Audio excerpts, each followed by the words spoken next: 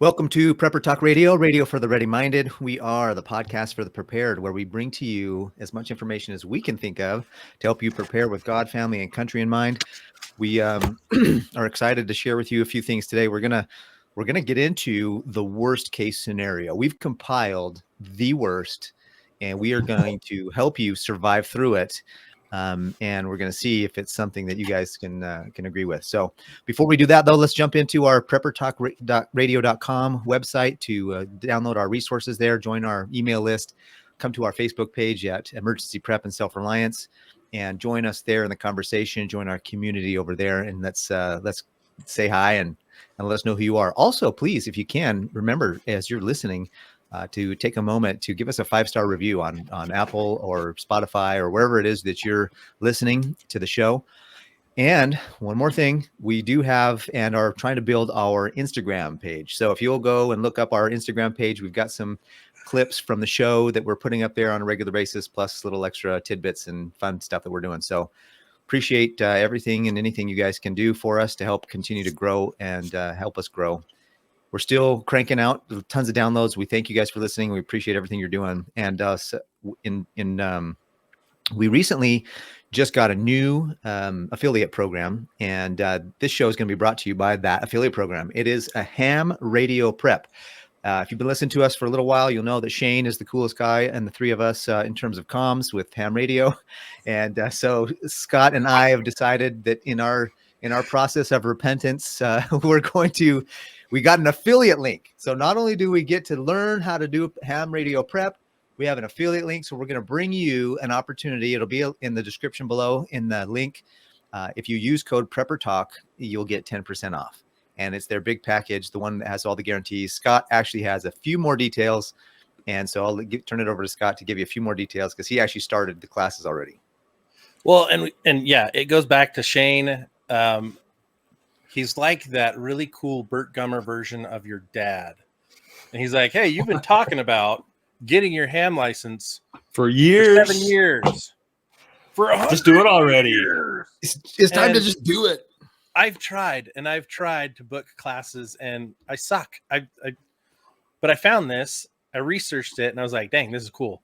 So I went ahead and bought it. I'm already in it and I'm like, this is sweet. So hamradioprep.com, use the code PrepperTalk at checkout. You get 10% off. And here's the cool thing. It has the Technician 1 as your first level course, right? That's Technician. Then you've got your General License course. And then you've got your Amateur Extra course. And they even have a freebie in that package for the getting started with the UV5R Baofeng. But that's probably the least wow of all of it. They've had over 60,000 students go through the program. That's why I decided to jump on. Very, very good reviews, very cool information, and they have a money-back guarantee. So if you don't pass on your first time, you get your money back. So very cool. Super stoked. Join with Paris and I as we go through this. Let us know your experience. I want to see who gets their call sign first. Oh, ready, man. It's no pressure accepted. That's awesome. Let's get her done. When you got to learn your phonetics. I mean, you got to memorize your phonetics. You know, none of the faking, thinking you know what your phonetics are, right? Like my call sign is Kilo Charlie 7 Delta Tango Victor. You've got to know the call signs and not make them up as you go. You know, so you at least sound like you know what you're doing, right? No, that'll be fun. I think once I get started, though, that's the problem. Is I keep talking, man. People will be like, "Bro, get this guy off the ham radio." That may be the case, Barrett, but it just might be. If you're watching us on YouTube, you'll see we have a little different format. We're trying something new. Tell us if you like it. Put a comment down below, please, and let us know if you like this new format with the three of us side by side like this. We're excited to try new things, and hopefully it'll be beneficial for all of you. It might be easier as we cut it up into clips later on as well. So we'll see how it goes. But yeah, or more difficult. One of the two. Or more difficult. That's true. So, anyways, we're going to talk about. We have. I don't know, Scott, if you want to bring it up or not. Or I'm the one that has the deal. But Shane created a wheel of misfortune, and in this wheel of misfortune, what we decided to do was click it 3 times, and he put on there a bunch of different things that could happen. We came up with 3 scenarios: a wildfire, a national internet outage, and a stock market crash. Well, let me set the stage here a little bit. All of us as preparers, right? We see certain things happening on the news or whatever, and you think, okay, I need to prepare for that. Or like in my backyard, occasionally there's a wildfire up in the foothills, and we're not terribly close, but still, it's a little bit concerning. So we need to prepare for that. We live right on the Wasatch Front, the fault line here. I actually live right on the fault line, which is actually the best place to live for an earthquake, the least amount of movement. So I'm told. I mean, anyway, and a lot of different scenarios I put into this wheel, and we want to talk about worst case scenarios in that, okay, if there's an earthquake, it's pretty straightforward. We have our plans, we know what to do, and so on and so forth. But what if we combine that with multiple things that may happen? And that's where this wheel comes in. And this was our first spin, and we can also spin this some more times and come up with different scenarios and see if we already have figured out in our minds what I would do if these different combinations of events came together, and if I was prepared. I mean, it's kind of a mental process more than anything. What ifs. So let's spin this wheel and see where it lands, and talk about how we prepare, how it might affect us, how it might not affect us, because you're prepared. Because as we know, when you're prepared, an emergency may not be an emergency at all. So as you spin this wheel, stock market crash, honestly, directly it wouldn't impact me really at all, other than it's going to impact the economy. It's going to impact everyone else around me, and so on and so forth. But an internet outage, I'm going to go, yay, and you want to go and head out to my bug out location. And wildfire, yeah, I may need to evacuate for that as well. So that's my thoughts there. And so we decided that this is going to happen all at the same time to make it even more exciting. So if you have, so you're sitting on scrolling Instagram, whatever you're doing, all of a sudden your phone says there is no internet. Mm-hmm. And you look out the window and you see a huge cloud of smoke, and you're like, what is going on? There's no internet. There's a huge wildfire. Yeah, and but before your neighbor, internet. Yeah. And right before the internet goes down, your buddy was like, the stock market just crashed. Everything's failing. What are we going to do? And so there's a huge panic in the streets, and you have to. What are you going to do? Survive. What do you do? What do you do? Well, first let's talk about what's actually happening. Okay. Stock market's gone, right? Complete crash, pandemonium. Call it 90%, 80%, whatever. And you're dealing with a fire. Honestly, stock market and internet outages is no longer an issue for me because the fire trumps everything. Mm-hmm. But long term, okay, now we've got some issues. Because if the wildfire's nearby, that means absolutely I've got to relocate. Right, because you're in the foothills, I'm in the foothills. Yep. Well, and so then you go back to what is my plan for these scenarios? And if you're anything like me, you like planning, you kind of geek out on it. I have binder with plans for my 3 major disasters. You can download those on preppertalkradio.com. It's basically a chart to help you figure out what you need to be prepared for. But we've got a rally point where we relocate out of the city, a rally point where we relocate out of the county, and another rally point where we relocate out of the state. If it were a wildfire that close, my outside the city one would not be an option anymore, most likely. I would probably have to go out of county or out of state, which means I'm an hour to 4 hours from my destination. And now I've got to deal with all the other people who are struggling with the same issue, evacuating. And I remember I was in California. It was, I want to say 2007-ish, might be 2008-ish or 9-ish. We had some pretty bad wildfires, and we were stuck trying to evacuate through, at the time, it was it Diamond Bar? Kind of Chino Hills area. Like we were trying to get around, and we'd already spent 4 hours trying to get home around the wildfires just to get home. And it took us almost 7 hours to get finally back to where we lived in Huntington Beach. And the fire, looking out the window about 1,000 feet away, the fire was literally 200 feet tall. Like it was Wow. huge because on the top of the hill, it was all trees, forest, and it was just ablaze. And they'd been shutting everything off from south to north, chunk by chunk by chunk. We were on the 909 first, couldn't come out on the 909. So then we're trying to go back up to the 10 and trying to cut through. It was absolutely insane. And that's going to be the biggest problem with wildfire is people getting out of the danger zone. Right. You take it down to priorities. Obviously, what are you going to do about the stock market? Nothing you could do. You could try and sell, but you can't sell because the internet's down, right? Because that's how most people, you can't call your broker up like in the old days and say, sell, sell. And, internet's down, nothing's going to happen. So if the internet is down and it goes down after the crash, then people can't get out of their stocks and so forth. And so that's kind of a moot point at this point. And other than, okay, I need some cash. I need, something to barter with, gold, silver, whatever. And I need to, depending on what your priorities are, what your plans are, bug out, bug in, just fortify, get ready to stay at home. And because there are more things that are going to ensue after that. So, right, these are kind of the beginning of sorrows, whatever you want to call it, right?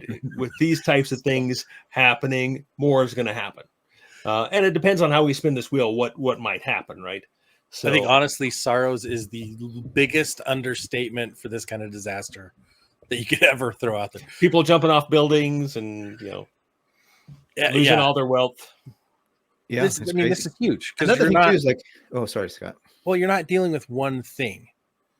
Like when you get relocated, you're dealing with two other problems in addition, and you can't tell the people that you're going to your relocation that you're coming unless you're using an alternate communication like a ham radio, or if you're within range, GMRS. But again,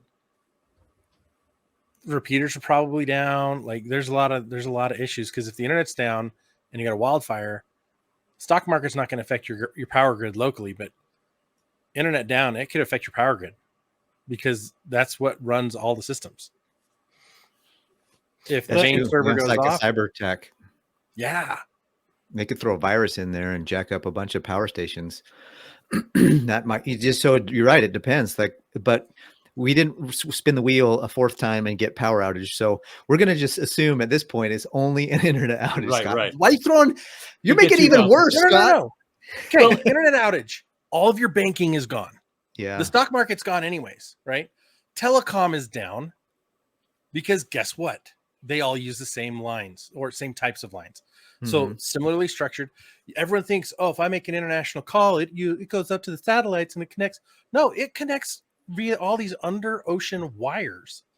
And if the internet's not there to transfer that call, like you're not getting anywhere. It's dead air. You're not talking to anybody. Yeah, a lot of it is now online, huh? You can't just say the internet's out because what else does that affect?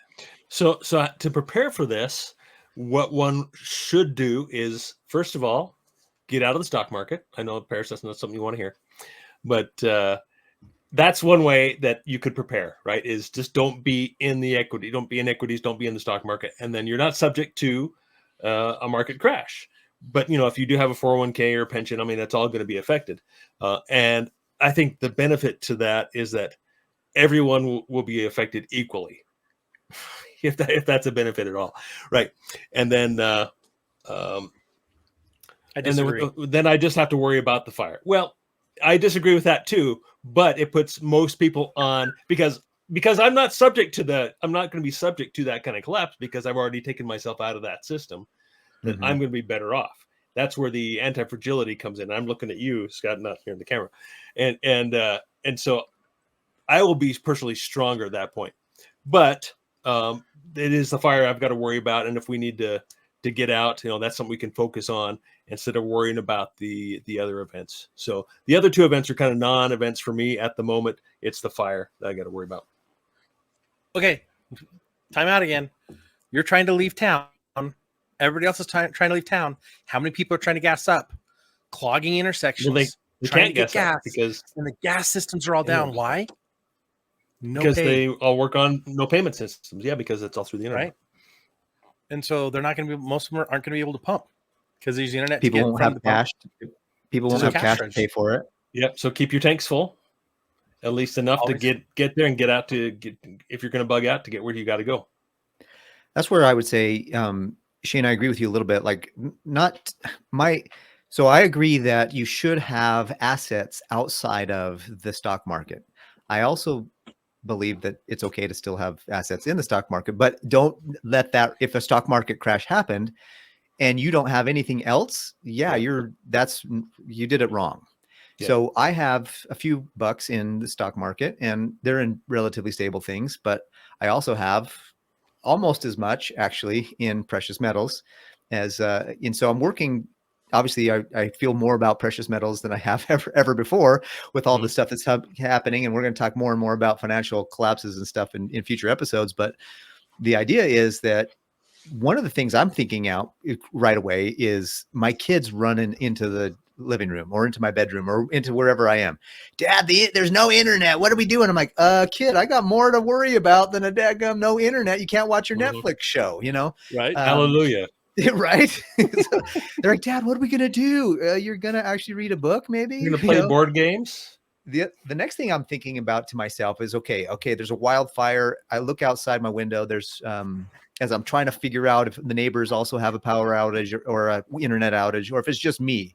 You know, sometimes my hub is out and my next door neighbors are fine. So I'm just, I'm trying to, look outside and see what's going on. I see this huge cloud of smoke. I got to figure out how much time I have. Like, do I have an hour? Do I have 30 minutes? Do I have 5 minutes? And the fire service going to respond? And that's going to be a huge difference to what I can do, in terms of how much time I have. Like, if I have 5 minutes, I'm throwing everything in the car and we're going. If I have an hour or two, I'm hooking up my trailer. I'm going to throw all my camping gear and my, my bug out stuff into the trailer. And I'm going to have a couple of resources and I'm going to get out of town a little faster. Yeah. A couple of things though you can do. And I know one guy who had, he had to really kind of figure this out because he had animals at his property, because there was a, back in California in the Paradise fires, I heard a lot of people that had animals, they would get out and just they turn the sprinklers on immediately. And they would just run those sprinklers. And that saved a lot of the properties that did that. They were able to be spared. And some of the animals, was one guy, actually, he was so nervous when he came back, but all of his animals were okay, or at least most of them. And so some of those types of things you can do to actually kind of spare your property and see where it's really going, because you may not need to bug out if the wildfire is headed a different direction. So that's something to also think about. And also keep in mind that your city utility probably runs all of their pumps, their valves and everything off of some kind of internet-based control system. And so when that tank dries up, it may not be getting filled up again. Mm-hmm. So, I mean, especially with all these smart homes, everybody with a smart home, I'm like, bro, the Internet of Things, you just got, you went down to the Stone Ages, like that. So if you live in the Stone Ages already, you don't got to worry about going back to the Stone Ages because you're already there. That's my philosophy anyway, right? Dude, should we spin, oh my gosh. Should we spin that wheel again? Should we spin the wheel again and come up with a new scenario? Well, that's the thing, bro, is that sometimes you gotta balance living in the world that we're in and being prepared for the world to collapse. And it's kind of this whole, I love the show. I know Scott, you know this show very well, Trolls. And there's that, what's his name? The troll, the animated Trolls, I can't remember the guy's name, but he's the prepper, the gray guy. He's the prepper. I know. My kids have watched that stuff. Those are the shows that I try to avoid them. Like me, when they're watching, I'm like, yeah, this is too dumb. Like I'll leave. But Justin Timberlake plays that guy. His name is Brant. He lives in a thing underground. Yep, he has the underground bunker, and he's trying to be cool and sing and be part of the community, but also he's like, I'm on my own. I'm going to survive. I'm going to survive for 10 years down here. I'm a little embarrassed with myself. You got kids, you have an excuse. I'm like, what is it? Oh, crap. Thanks, parents. I've been outed. Anyways, so do you want to spin the wheel and find another scenario, or have we exhausted this one? I don't know. Like Or we I'm could with you, keep like, going on, but let's pick some load more the other trailer scenarios. and get out if I can. But yeah, Load the trailer. Have everything GPS is down. staged so you're ready to go. GPS is down, so you got to figure out the other way to go. But yeah, okay. All right, let's do All right. this. I'm gonna Go back. bring this up. Oh, where does it Reset go? that sucker. Click that. So while he's resetting everything and getting it going again, guys, also don't forget, with this kind of scenario that we're going through, got to make sure you think about staging your preps. Don't forget to prioritize what you're going to grab and have them in a place where you can take them and go during disaster scenarios, right? Staging is brilliant. And I look at the best example for that is if you look at a firefighter house. Mhm. They've got their gear staged and ready to go. Boom. As soon as that siren goes off, that bell goes off, they're prepped and they're ready to move on. So that's how we needed to think for ourselves in terms of planning and putting our prep plan together. Yep. Okay, here we go. We're just close that box again there, Paris, and let's go back to the wheel. And All just right. hit spin and we'll just look at the next three. All right. Let's see what we get. it'll be a good one. I feel like we need some like disaster music in the background. Economic banking collapse. Okay, All right. that's a given. Okay.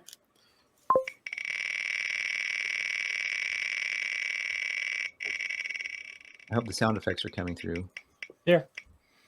Oh, and you're away from home. Perfect. Ooh. And last but not least,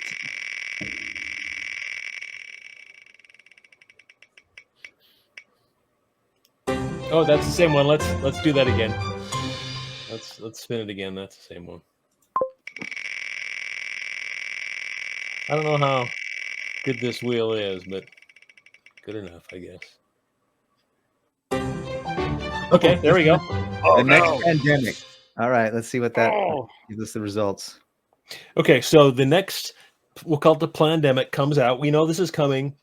We've been told that there's another one coming. It's going to be worse. It's going to be the real one. Yeah, right. Whatever. So anyway, whatever that's coming out with, whatever came with the last one, and then worse. And so the three, let's read the three real fast. Yep. Economic banking collapse. You're away from home, and the next pandemic drops. Right. So Pandemic. so you don't have access to your bank account, right? So you don't have access to your cards aren't working. But maybe that's a bit of a stretch. But You at least have the internet. right. We have the internet. We know that we can't have access to our banks, right? But you're away from home, right? So you got to figure out how to get home.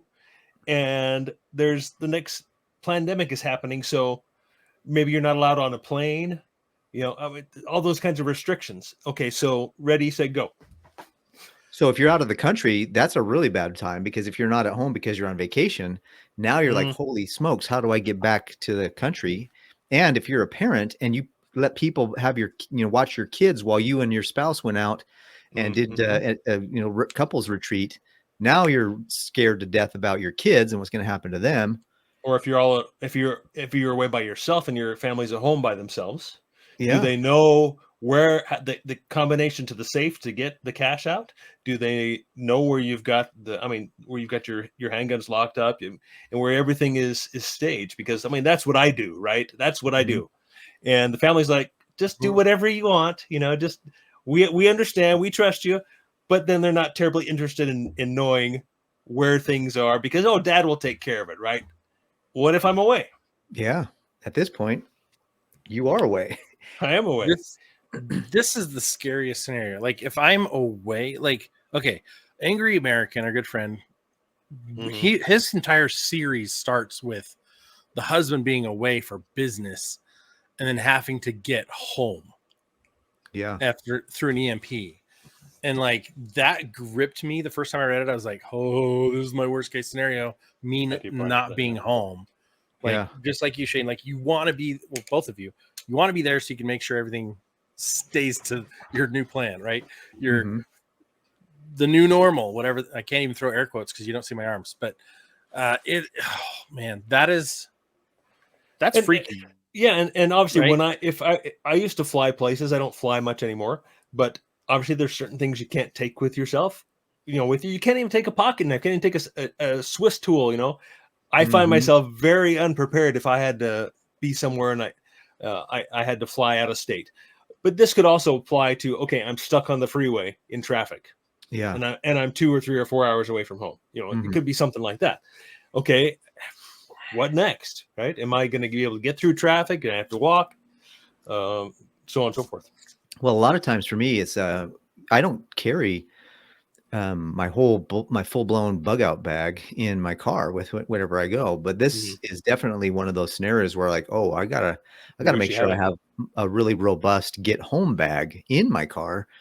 And that's another, I have a bunch of stuff if I get stranded, so I can keep myself safe and warm. If I get stranded in my car, I got some food and water and other things. But man, if I got to pack it out and get home I got to walk or hike home for 3 or 4 hours, or even if I'm in another state, it's several days. And that gripped me as well, Scott. When I read that first thing, I was like, oh my gosh, if thankfully in the book, he wrote in there that he had his get home bag in his, and he had the hiking boots in his trunk. But boy, if my wife couldn't get a hold of me, she would, and I couldn't go get a hold of her, and the kids were at school and everybody was kind of stranded and scattered. Boy, that's scary, because you don't know if they can get home in the panic, and you don't want your young teenager that's barely learning how to drive through that kind of traffic because it could be an accident. There's no way to communicate.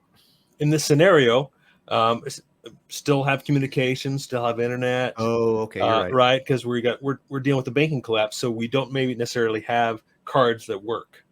Hopefully, you have some cash on your person, you've got to get home. Maybe you have a couple $100. I don't usually carry more than that myself. Could I get home with a couple $100 from California or whatever? That might be difficult. So you might want to plan to have a little bit more cash or some. I take the bag. I do carry. Well, if there's a $5 gold bar in my wallet. So one of the problems with a pandemic or a new pandemic that's been launched or dropped is that, let's say you go to the bus station. Well, they might say, sorry, we're closed down because we're on detainment. Yeah, exactly. But, we're on, so we can't. We're shut down. We're not running any buses. Maybe you go to the local, taxi place. They're not running. Uber's shut down. Everybody's scared that they're going to have a contagion of some kind. And so there's a lot of that can happen. And that's legit too. That can be a scary situation. Find an individual that you can pay to drive you home. I mean, if that's, if you flew somewhere and you need to get home. Uber. You can try to, try to do that. Lift. Yeah, you're a Lyft driver. There we go. Yeah, I'm your apocalypse driver. I'll be taking you to a safe zone. Only take payments in silver and gold. Don't worry, we use a bioengineered diesel. You kind of sound like Mark Dice, bro. What's that all about? Yeah, that is kind of Mark Dice. Anyway, you can carry gold and silver on a plane with you. You can have a necklace like Parrish would. It could be 22 karat gold that you can break off a few links and say, I'll pay you. Is this a pandemic, or is this like a real pandemic where it could actually be cholera, yellow fever, tuberculosis, polio, or choose for yourself, plague, or worse, right? Well, he put pandemic in quotes, so if you look at the screen, it's in quotes.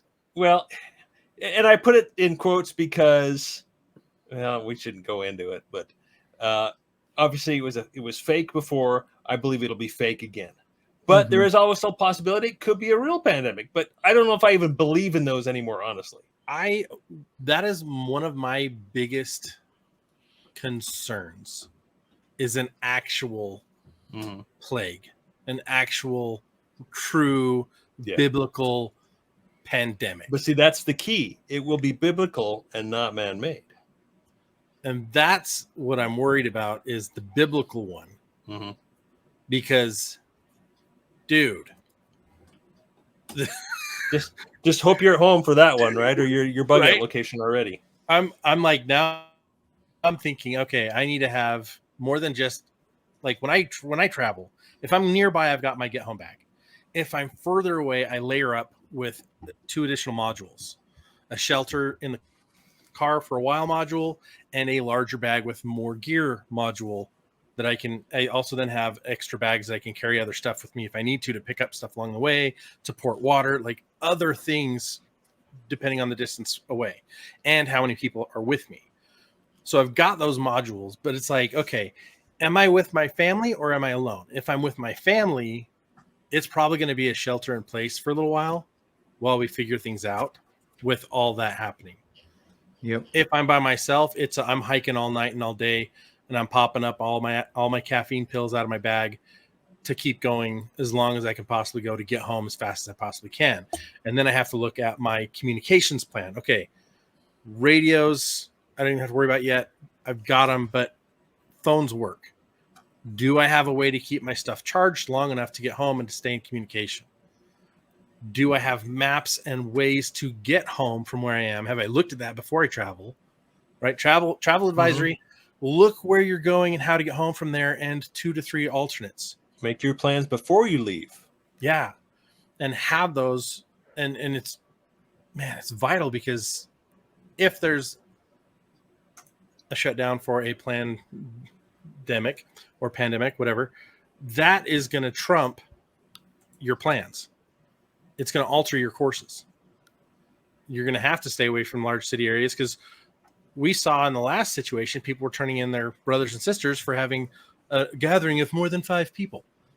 I've got, I got 6 kids. What am I going to do? Sorry, one kid gets kicked out. Like, that's how stupid it got. And so it's going to get that stupid or more. It'll be worse. Yeah. You've got to stay away from those cities.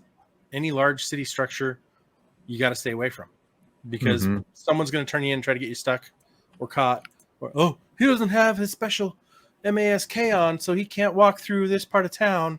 He needs to be kicked out or worse, locked up, right? Yep, absolutely. Yeah. I think you bring a good point, Scott, about making sure that you have physical copies of maps. We rely too much on and in this case, in this second scenario, we do have the internet, so GPS would still work. But boy, if in that first scenario it wouldn't, if the first scenario it definitely wouldn't, because the internet's down. So you got to have those maps. I think I heard somebody say that even Walmart's starting to sell those maps again, local maps, physical maps. So I would run down and grab one. I'm going to. I'm actually going to look at next time I go down. Your state will usually have maps, travel maps available to you. So check with your state travel and tourism boards, because you can get a lot of maps for free that way, because they want you to go spend gas in their state and buy food in their state, right? Another thing to think about is, okay, if it is a plague, if it is pandemic or not, like, how long are things going to run normal? How quickly is society going to degrade in terms of all of your electric, all of your gas? Like, if we can't get enough truckers to drive across state to get fuel to where it needs to go, like, how quickly is that going to dry up? Like, we had shortages during the last issue. We're going to have shortages again. So have you stocked up to be able to be okay for that longer duration? I think that, getting home to then having that stockpile there and the family there at a safe place, that's get home as fast as you can, as quickly. We have to remember too that there's going to be a lot of probably rioting and looting. If the bank systems are down, people can't get their money, and EBT cards are probably down. When you have EBT cards down, debit cards, and most stores, they don't have a lot of cash. And there's a lot of stores, I don't know which ones off the top of my head, but a lot of stores, they're like, we don't do cash or coins anyways. They don't. And so it's all debit card and other things. I literally was at a grocery. I went and bought some things at the grocery store today, and the checkout was this register. I was a self-checkout, and it said, this register does not accept cash. And I was like, there you go. So you got to remember that when the bank system goes down, just because the internet's up, but if the internet has nothing to connect you to because the bank is down, you're up a creek. And that's whatever gold and silver. Yeah. I mean, if you're going to have another thing about gold, just as a quick commercial, is Goldbacks are a great way to continue to use that transactional gold in those smaller transactions. So their Goldbacks are really easy to carry on you. So it's a little easier to carry. I carry Goldbacks and cash. So that's something that I use. Hopefully that'll be sufficient for whatever comes my way, but that's what I do. And with the banking collapse, like, I think Venezuela, how fast their dollar devaluated when they had their economic collapse, right? that I don't know that $1 is going to be $1. If Yeah. to be able to buy a gallon of gas, it might be $100 a gallon, like immediately. Mm-hmm. Yeah. My initial thought is at this point, time is of the essence. You need to do whatever you can as quickly as you can. So just, if you're not already prepared, that's the key. If you're already prepared, again, these may not be emergencies to you at all. Right? Like if I'm in my truck and I'm going heavy, I probably have enough gas in there to just drive straight home. Right? Shane's on vacation. There you go. Absolutely. I'm rubbing my hands together. Like, it's like I'm it's going like to my that property. song. Hey, I'm on vacation. Every day I love my occupation. Hey. Okay. Well, that's the thing too, is that you got to remember is that a lot of people may not even believe it's real. Like there's going to be a little bit of that, hey, it'll come back on. There's a lot of people that if you're smart, like, and you're prepared and you're watching and you're aware and something like that happens, time to get ready.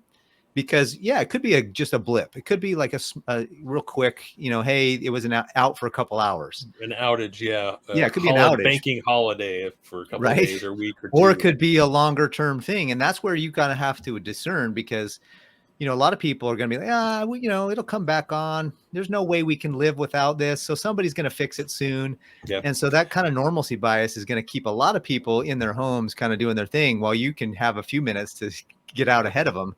If necessary. Well, I think my final comment on this is that if we were to see a banking holiday, a banking collapse for a weekend or a week or 2 weeks, it drags out. My opinion is that's when they're going to switch over to digital currency, right? The CBDC. That's going to be the perfect opportunity. That's going to be the setup. That's going to be how it's going to happen. So if you have that in mind, like, okay, banking may not be back on for. They give us some kind of warning, a week or so, but they're working on it, and there'll be some kind of warning, some kind of announcement.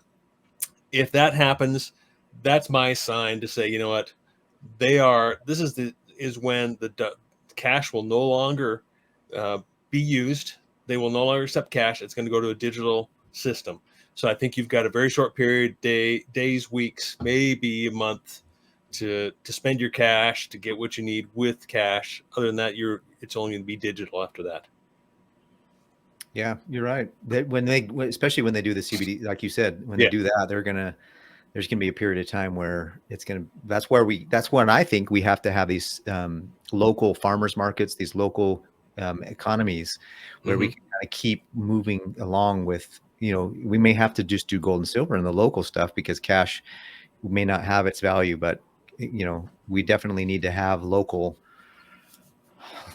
I mean, we had the guy on last week, AJ Richards, who talked about keeping, from the farm and talking and getting to know local ranchers and farmers and utilizing that as part of the food supply for us. And as we buy food in the future. And that's something that I think is when you set foundations like this of preparedness, you're ahead of the game, way ahead of the game. So when these things do happen, because at some point the banks are going to collapse, at some point the economy's, at some point we're going to have EMPs, at some point, so many people predicted it's not a matter of if, it's when. And so let's prepare for it. I mean, we can live and be happy and have a good life and just, kind of just hope that nothing happens and live like nothing's going to happen, but be prepared for everything to happen. And so when it does, we're like, okay, we're ready to go. We can make the switch and turn it on and hit the road. But I think it's important to realize that if you are developing that local community, you're going to have fewer people that are in a panic mode because they're going to know, hey, we got a local resource. We got the neighborhood. The neighborhood has each other's backs. So whatever goes down out there, we're going to have each other's backs here. And so your at least immediate neighbors can have some confidence and maybe weather it much faster, much easier because you have built that already. And I think that's important that's what we've been preaching, build a community. Yeah, absolutely. Well, got a few minutes left. Should we spin the wheel one more time and just see what comes up? Let's just add one scenario to what we already have. Oh, just add one more? Okay, let's add one more to it. Okay. Let's see what happens next. All right.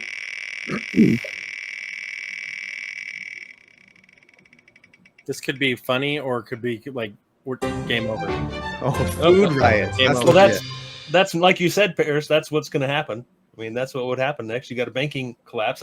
That's a natural progression to that. Yep. So let's add them all together. You have a wildfire, a nationwide internet outage, stock market crashes, the banks all collapse. You're not even home, and the pandemic drops, and you walk outside, and everybody's looting every store you can think of. Pandemonium. Like, yeah, that's like what worst the- case. And then you break your leg on top of that while you're trying to walk home. And I'm serious. I think it could very well be that everything just works against you, and you think you're prepared. And I think that's why I wanted to do this exercise, right? Is to really put us into a mindset to where instead of just preparing for one thing, be prepared to accept whatever comes your way and have the right mindset. Call it the Goggins mindset, right? So that whatever comes your way, it don't hurt me. It don't hurt me, right? Just like Goggins. And so, unless you break your leg, that would really hurt. Don't quote any of his other quotes, because we'll have to don't worry about mark that. explicit on the. So our resident Bert Gummer. Go ahead. I was just going to say our resident Bert Gummer is now Bert Goggins. Nice. Absolutely. I wish I was that tough, man. Preparedness and ready to take on the absolute worst. And I look at those scenarios, and my initial thought is Joseph B. Worthland, who has a quote from his mother that says, "Come what may, and love it." Mm-hmm. Anything we tackle in life, especially those things that are hard, get easier when we have a positive outlook, when we can reframe it, when we can focus on the good and find gratitude. In this scenario, that's going to be hard to do. Yeah. Not impossible, but it's going to be hard to do. And I think that's the key is trusting in God, having faith, and hoping for the best, and keep working and planning for the best possible outcome. Amen to that. The Stoics have another thing they say similar to that. It's called amor fati. It means a love whatever fate brings you. And so it's true. If you're going to be, whether you're a disciplined disciple of Christ, or you're a Stoic disciple, or whatever you want to have to be tough, is you got to just remember those types of things. It's all true principles, regardless of where the source is. I was just going to say that, one of my worst case scenarios would be like, what if, like in your case, Shane, you are the main prepared guy in your family. And if your legs break, or you're caught under a roof and you're barely hanging on, how are you going to tell anybody else what to do, let alone save anybody else in your family? And so you might have to be the one that watches them all perish because they didn't pay attention, because you're the dadgummer that got hurt first, Yeah. And that's just all these scenarios are legit. Like, you can be prepared to help everyone else, but what if you're the one? What if you're the one that's hurt and are you prepared to be helped? That's another thing that I think of as well. Are you prepared to have someone else help you and save your life? And that's a big part of it too. Any final thoughts, or should we close it out? Let's close it up. Well, thank you so much for listening. You have been listening to Prepper Talk Radio, radio for the ready-minded, the podcast for the prepared, where we focus on God, family, and country. These were fun scenarios. Hopefully, we've given you some food for thought and some things to think about for yourself and what you want to do and how you can maybe fill in some holes in your preps. Have a wonderful day. Thanks so much for listening. Make sure to hit the 5 stars on the rating for us wherever you're listening. Make sure to join us in our communities on Facebook and on Instagram. And we love to see you, and we look forward to seeing you on the next one. Have a great day.